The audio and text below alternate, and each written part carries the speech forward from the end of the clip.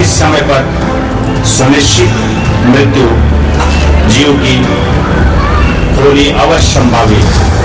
हो जाती है, लेकिन जीव मृत्यु के बाद समाप्त हो जाता है। और जो शिष्य होता है, जो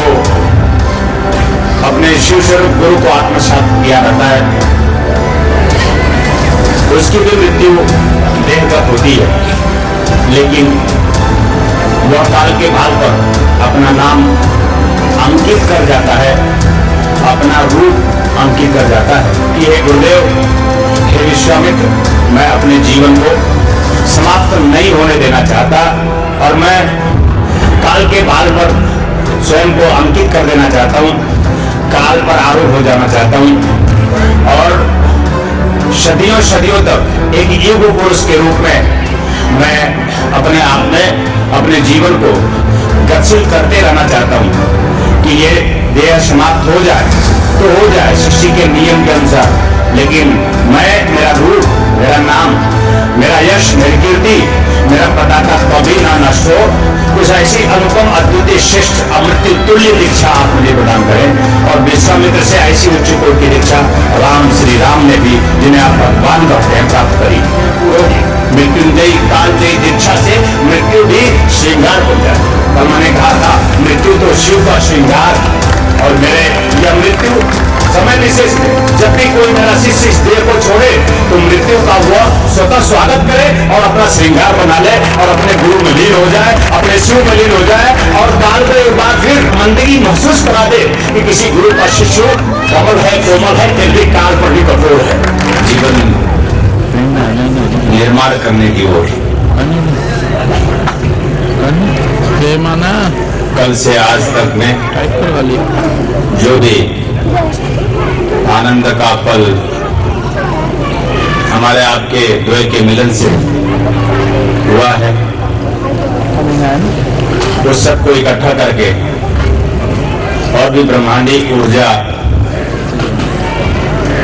उस परम प्रभु से प्राप्त करके मैं आप सब शिष्यों को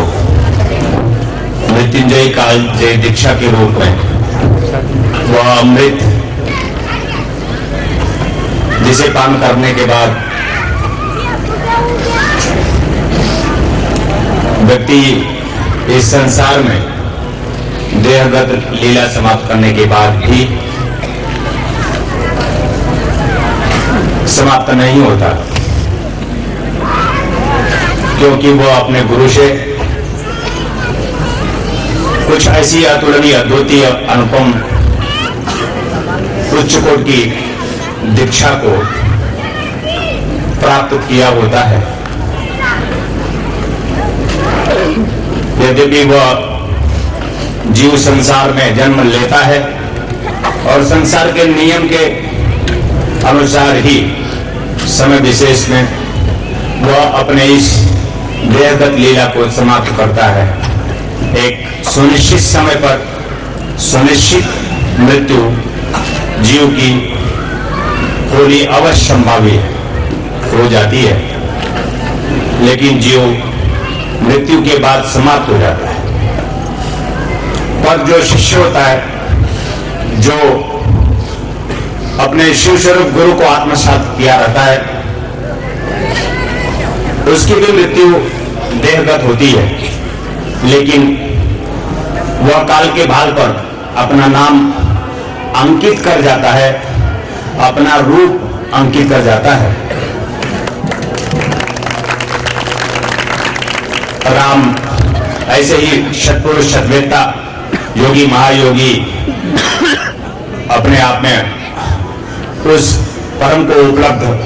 भगवत्ता को उपलब्ध भगवान बने और वो हमारे आपके रूप में ही एक माँ के गर्भ से जन्म लेकर, अब जन्म लेने के बाद श्री गुरु चरण, श्री वशिष्ठ के और श्री विश्वामित्र के चरण शरण में जाकर अद्वितीय श्रेष्ठ दीक्षा श्रद्धा विश्वास से युक्त होकर प्राप्त करी और उन्होंने वह बात कही कि हे गुरुदेव, हे विश्वामित्र, मैं अपने जीवन को समाप्त नहीं होने देना चाहता और मैं काल के भाल पर स्वयं को अंकित कर देना चाहता हूं, काल पर आरूढ़ हो जाना चाहता हूं और सदियों सदियों तक एक युग पुरुष के रूप में मैं अपने आप में अपने जीवन को गतिशील करते रहना चाहता हूं कि ये देह समाप्त हो जाए तो हो जाए सृष्टि के नियम के अनुसार, लेकिन मैं, मेरा रूप, मेरा नाम, मेरा यश, मेरी कीर्ति, मेरा पताका कभी ना नष्ट हो। कुछ ऐसी अनुपम, अद्वितीय, श्रेष्ठ, अमृत तुल्य दीक्षा आप मुझे प्रदान करें। और विश्वामित्र से ऐसी उच्च कोटि की दीक्षा राम, श्री राम ने भी, जिन्हें आप भगवान कहते हैं, प्राप्त करी और उन्होंने मृत्यु से अमृत्यु की यात्रा करी। ठीक इसी तरह उन्होंने, कृष्ण ने भी शांतिपन ऋषि से उच्च कोटि की महाकाल दीक्षा प्राप्त करके मृत्यु पर, काल पर जय प्राप्त करी। और समय विशेष में स्थितियां, परिस्थितियां, चुनौतियां, संघर्ष उनके जिंदगी में आते रहे, पर कभी भी मैंने इतिहास में ऐसा आपने भी देखा होगा कि कृष्ण कभी पीछे मुड़कर नहीं देखे और उन्होंने जब भी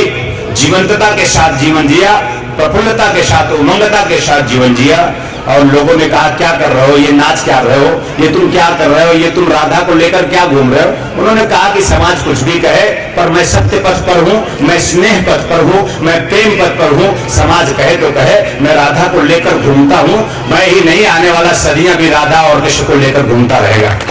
और उन्होंने अपनी अद्वितीयता, अपनी श्रेष्ठता, अपनी सर्वोच्चता से ये साबित किया ऐसी उच्च कोटि की दीक्षा से कि काल के भाल पर अपना नाम अंकित कर दिया, काल उनका कुछ कर नहीं सका। ऐसा हो कि राम और कृष्ण की तरह, बुद्ध और महावीर की तरह, राधा और मीरा की तरह भी आप भी समय विशेष के शरीर छोड़ोगे, कोई भय नहीं मृत्यु का। वो मृत्यु भी बड़ी सुखद होगी, मृत्यु भी बड़ी स्नेहपूर्ण होगी। मृत्युंजयी कालजयी दीक्षा से मृत्यु भी श्रृंगार बन जाती है। कल मैंने कहा था मृत्यु तो शिव का श्रृंगार है और मेरे यह मृत्यु समय विशेष में जब भी कोई मेरा शिष्य इस देह को छोड़े तो मृत्यु का वह स्वतः स्वागत करे और अपना श्रृंगार बना ले और अपने गुरु में लीन हो जाए, अपने शिव में लीन हो जाए और काल को एक बार फिर शर्मिंदगी महसूस करा दे कि किसी गुरु का शिष्य कमल है, कोमल है, फिर भी काल पर भी कठोर है। ऐसी कठोरता, ऐसी दुर्धर्षता, ऐसी अद्वितीयता, ऐसी शेषता, ऐसी शक्ति, ऐसी क्षमता, मैं आपका गुरु अपने प्राणों से रस निचोड़कर मैं आपके जीवन में अमृत भरूंगा, भर रहा हूं और अभी भर दूंगा, जिससे आप मृत्यु से अमृत्यु की यात्रा पर निकल पड़े। ऐसा हो सके मैं मृत्युंजयी कालजयी दीक्षा के माध्यम से आप सबको जीवन में संपूर्णता प्रदान कर रहा हूं। भगवान शिव की साक्षी में, भगवान सदाशिव की साक्षी में, उनके स्नेह से मैं आपको सींच रहा हूं, उनके ही अमृत से जो उनमें स्थापित है। शिव अमृत है, शिव अपने आप में अमृत है, शिव अपने आप में अमृत प्रदाता है, शिव अपने आप में शिष्य को संपूर्णता दे देता है, क्योंकि शिष्य शिव की श्वास है, क्योंकि शिष्य शिव का प्राण है, क्योंकि शिष्य शिव की चेतना है, क्योंकि शिष्य शिव की गरिमा है। अगर शिष्य सचमुच अद्वितीय और श्रेष्ठ होगा तो शिव अपने आप में प्रफुल्लित और उमंगित होगा। शिष्य जब जब भी खिलता है इस संसार सागर में, अपने कमल को विकसित करता है, उस समय शिव आनंदित हो जाता है। शिव का आनंद शिष्य होता है और गुरु का भी आनंद शिष्य होता है। शिव शिष्य अद्वितीय बने, श्रेष्ठ बने, अनुपम बने, उपहार बन जाए, ये गुरु का अपना आनंद है। ऐसा हो सके मैं आपको आशीर्वाद देता हूँ।